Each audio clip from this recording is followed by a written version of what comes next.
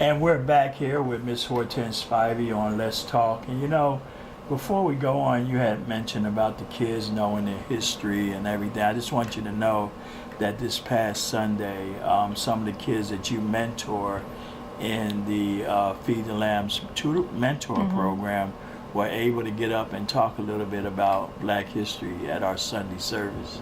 Very good. And so I was proud because one was doing it without even looking on the paper. Very good. And I knew that came from what you were teaching them on the past Thursday. So I want you to know that you're right. It is a good thing that our children know about their past so they know how to reach their future. It's true. Now, you chose this to be a funeral director. And just tell us a little bit about what it takes for you to operate this organization and what people should know about preparation of when they have to do a funeral.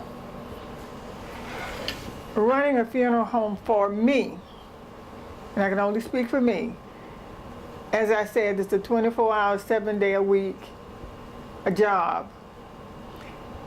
I try to involve myself in every aspect of this funeral home. I am a licensed funeral director, I am a licensed embalmer, and I can do both. I oversee both things. There is no one that leaves my funeral home without me saying, yes, this person is okay.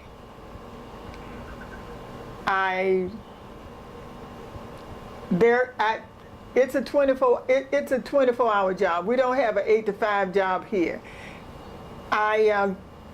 During the time when someone passes, most of the time I go to that facility, whether it's the VNA hospice, whether it's the house.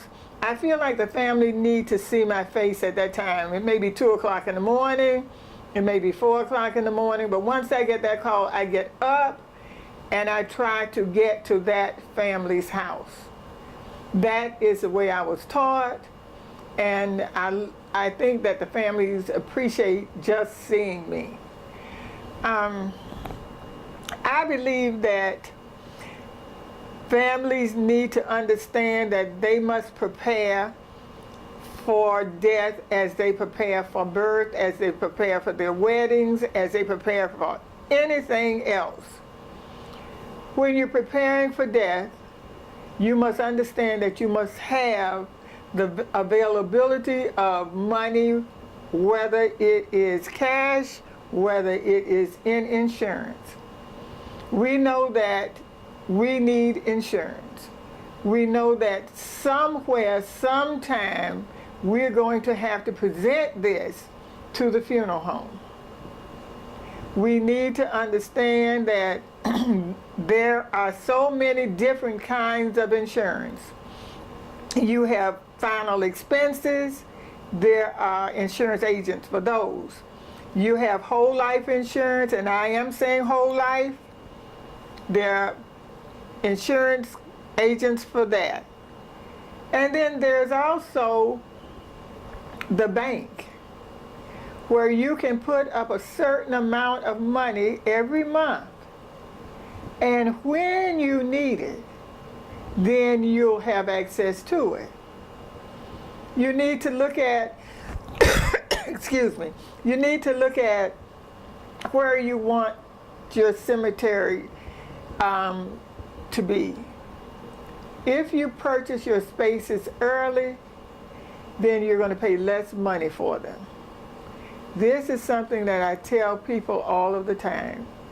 It's just so many different things that you need to start thinking about. Not that you need it right now, but there will come a time when you will need it for someone close to you, or someone may need it for you. Ms. Hortense, I was just sitting here thinking, if you were to talk to the Black men and boys, Black women and girls today, what encouragement would you give them to let them know that if they wanted to be in business, they could? and how important it might be to have your own business. Business takes determination. Business takes long hours. Business takes education. Business takes finding the right partner right at this moment to work with you, the right mentor, and business takes time. I've been in this business 20 years. We are not a large funeral home. I've never wanted a large funeral home because I like hands-on. We do from 55 to 60 cases a year, and many of those cases now are cremation services. We're not in this business. I am not in this business to make a lot of money. My motto here is to serve all, to serve those who cannot afford to pay a whole lot of money for their funeral service, but who would like to have something representative of the way their family member lived. Our services here range from 1800 to whatever you want it to be. And whatever you do, you will have Hortense Spivey's name behind it, which means I do nothing here that I'm ashamed of. You know, Miss Hortense, you said something that's very touching. You don't hear that from many people that are in business. You say you're not here to make a lot of money. I'm not. But you are here to meet the needs of the people. You know, that's a very powerful thing right there. You know, and range it from 1800 on up. You know, that you got to have that in your heart to even say, to even put it out like that.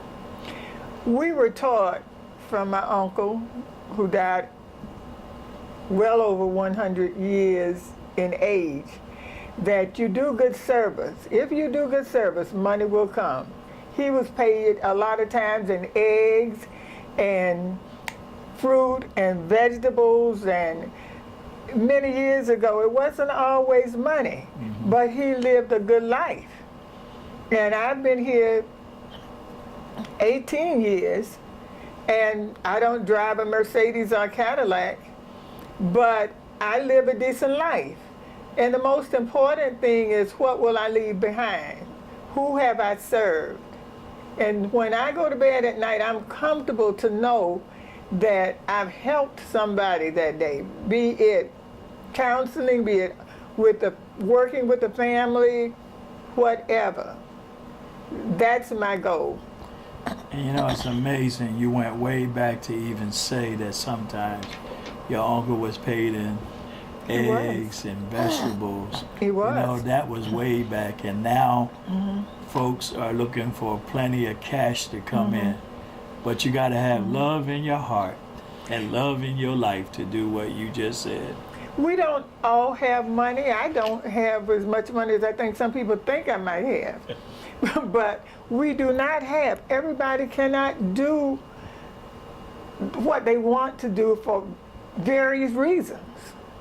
It doesn't mean that they don't want their family to have a decent funeral. Our funeral service is sky high now. And we have to figure out, how can we help the families? We can't help them by keeping their loved one 10, 15 days and having them put jars out. I think that's terrible, because God takes care of you. And what you miss one way, he makes up another way. I mean, he does that for me. Well, you know, you blessed, because you're right. When you are blessing someone else, Yeah. God will bless you. He blesses if it's me every more, day. give you a blessed life, give you blessed health and strength. Some way or form, God is blessing you because you're blessing someone else. And, you know, like I said, and I'll say it again, you have to love what you do in order to be happy and make everything successful. Miss Hortense, if you looked back to the past and you look to the present right now, if there was one thing you think need to be changed in history, what would it be? Oh my goodness. I think we've come a long ways. I don't know if this is going to answer your question. I think we've come a long ways, and I think we have a long ways to go. I feel like things are changing somewhat, but I feel like our families must unite around their children and teach them what education is about. Teach them, make sure that they understand what their parents are going through right now. You know, sometimes, and this may not answer your question, I don't think it does, but sometimes we give our children so much that they don't understand the hard work that we're going through to do this for them. So we're not teaching them what we need to teach them. We're not teaching them the importance of a dollar. We're not teaching them the importance of respect for adults. We're trying to give them what we may not have had, but what we had was parents who gave us what they could and taught us how to respect each other. We're not teaching that to our children. And I think until we do that, the history that what we are doing now will not be what they will learn for what they're going to teach their children. I don't know if I stated that right. Yes. But yes. And you're right. I was just thinking of the scripture now, hope, faith, and love. And I thought of that when you said bringing unity to the family. yes, And the greatest of the three is love. Yes, and I it is. feel that we need to teach our family more love. Now, Ms. Hortense, if someone wanted to reach you, how could they reach you for information? I am in this funeral home 7 days a week. Anytime you see my little silver van, you're welcome to stop in. And I talk about a whole lot of things. For young people, I'm very frank. I'm going to start with education. I'm going to ask them about their jobs. I'm going to talk to them about what they wear to school. Most young people who know me know that is what I do. For others, my cell phone is 772-519-2576. I will talk with you about anything that you need me to talk with you about. Give them your address as well here. My address here is 4301 US Highway 1. And I'm here mostly from 10 to around 6 or 7 o'clock in the evening. My phone number is on the wall, and you're welcome to call me at any time. Ms. Hortense Spivey, I would like to thank you very much for taking time out to do this interview for Black History, and not just for Black History, but for daily information. And we appreciate you and hope to have you back sometime down the road to talk again. And with that, I would like to say thank you. And with that, hey, we'll be back next week with another guest for Black History Month, and we thank you for tuning in on this station.